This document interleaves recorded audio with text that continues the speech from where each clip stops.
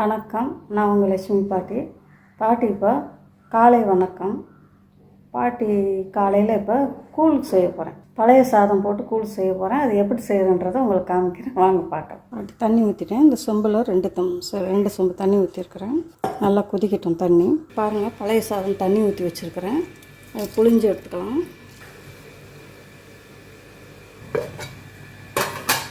தண்ணி சூடு வந்துடுச்சு, போட்டுக்கலாம். நல்லா கொதிக்கட்டும்.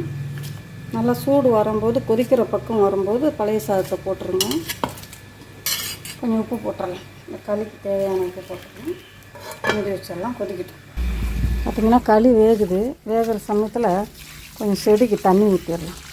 நேற்று உப்பும் காப்பி தூளும் கலந்து போட்டேன். இப்போ செடி கொஞ்சம் அது பயமாக இருக்குது. உப்பு நிறையா போட்டேன் பாட்டி. அதனால் செடிக்கு கொஞ்சம் தண்ணி ஊற்றி விடலாம்.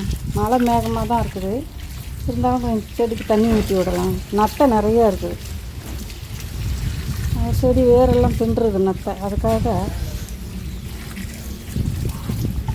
பாட்டி கொஞ்சம் தண்ணி ஊற்றிடலாம். செடி வாடிடுச்சுன்னு என்ன செய்யுது, உப்பில் வந்து சோடியம் அதிகமாக இருக்குது இல்லையா, அதனால் பயமாக இருக்குது. செடி வாடிடுச்சுன்னா என்ன பண்ணுறது, கொஞ்சம் தண்ணி ஊற்றி விட்டுறலாம். அது நத்தைக்கு காப்பி தூளும் உப்பையும் கலந்து போட்டால் நத்தையெல்லாம் செத்து போயிடும்னு சொன்னாங்க. அதனால் பாட்டி போட்டேன், தண்ணி ஊற்றிட்டேன். நல்லா கொதி அந்த பழைய சோறு உடைய பச்சை வாடையெல்லாம் போகட்டும். போன அப்புறம் தான் மாவு போடணும். உப்பெல்லாம் போட்டேன் பாட்டி. அது என்ன ஆச்சுன்னா, நேற்று கொஞ்சம் காப்பி தூள் உப்பு நிறையா, ஒரு பாக்கெட் உப்பு போட்டேன். அதே பாட்டிக்கு பயமாக இருக்குது, கொஞ்சம் செடி வாடி போயிடுமோன்ட்டு. அதுக்கு பயந்து தான் கொஞ்சம் தண்ணி விட்டுட்டோன்ட்டு. இன்னைக்கு கொஞ்சம் வெயில் அடிக்குது, செடி வாடுற மாதிரி இருக்குது. இப்போ வந்து நல்லா கொதிக்குது இல்லையா, இப்போ வந்து ஒரு டம்ளர் ராகி மாவு போடுறேன் பாருங்கள். தண்ணி அப்படியே கொதித்து மேலே வரட்டும். அப்போ தான் களி நல்லாயிருக்கும்.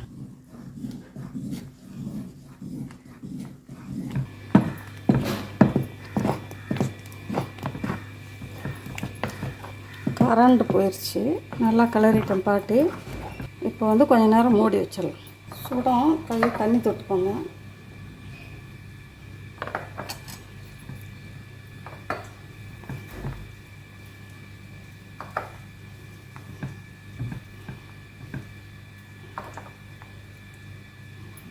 ஒட்டில் பாருங்கள், இப்படியே கொஞ்சம் நேரம் மூடி வச்சிடலாம். கேஸ் ஆஃப் பண்ணிவிட்டு மூடி வச்சிடலாம். கொஞ்சம் நேரம் அந்த சூடுலேயே வெந்துடும் நல்லா. பாட்டி பார்த்திங்கன்னா இப்போ களி போட்டு சாப்பிட போகிறேன். பசி எடுக்குது.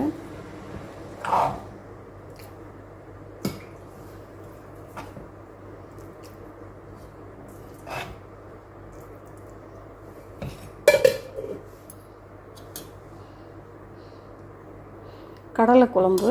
காலையில் கடலைக்கறி வச்சேன். ஆப்பம் செஞ்சேன் காலையில். அதனால் அந்த கடலைக்கறி இருக்குது, அதை ஊற்றிக்கலாம். ரொம்ப நல்லாயிருக்கும். எடுத்து சாப்பிட்றதுக்கு ரொம்ப நல்லாயிருக்கும். வறுத்து அரைச்சி வச்சுருக்கிறேன் இந்த குழம்பு, அதனால் ரொம்ப நல்லாயிருக்கும். கருப்பு கொண்டக்கடலை பாருங்கள், வறுத்து அரைச்சி குழம்பு செஞ்சேன். காலையில் குழம்பு செஞ்சு வச்சுருக்கிறேன். ரொம்ப டேஸ்ட்டாக இருந்துச்சு காலையில் ஆப்பத்துக்கு. அதே மாதிரி இப்போ களிக்கும் அந்த குழம்பு தான் செய்கிறேன். நைட்டு இட்லிக்கும் இதே குழம்பு தான். ஓகேவா? இந்த வீடியோ பிடிச்சிருந்தா பாட்டிக்கு லைக் பண்ணுங்கள், ஷேர் பண்ணுங்கள், கமெண்ட் பண்ணுங்கள். பாட்டிக்கு மறக்காமல் சப்ஸ்கிரைப் பண்ணுங்கள். தேங்க்யூ. நீங்களும் இதே மாதிரி செஞ்சு சாப்பிடுங்க. ரொம்ப ஆரோக்கியமாக இருக்கும், ரொம்ப சத்தானது கூட, சீக்கிரம் ஜீரணமாயிரும். நம்ம டெய்லி சாப்பாடு இட்லி தோசை அப்படி சாப்பிட்டுக்கிட்டு இருக்கிறதுக்கு இந்த மாதிரியும் செஞ்சு சாப்பிடுங்க. இது உடனே புளிக்க வைக்காமல் நீங்கள் சாப்பிட்லாம். புளிக்க வச்சிங்கன்னா அந்த ஆஸ்மா இருக்கிறவங்க, இருமல் சளியெல்லாம் நிறையா பிடிக்கிறவங்கெல்லாம் இந்த களி வந்து குளிர்ச்சி. அதனால் அவங்களாம் வந்து புளிச்சு சாப்பிடக்கூடாது. இப்படி சூடாக இருக்கும்போது இப்படி சாப்பிட்டுக்கோங்க, நல்லாயிருக்கு. பாட்டிக்கு ஆஸ்மா இருமல் இதெல்லாம் ஒன்றுமே இல்லை. ஆனால் இப்படி சாப்பிட்றதுக்கு ரொம்ப பிடிக்கும் எனக்கு, அதனால தான் சாப்பிட்றேன். ஓகேவா? எல்லோரும் பாட்டிக்கு சப்ஸ்கிரைப் பண்ணுங்கள்.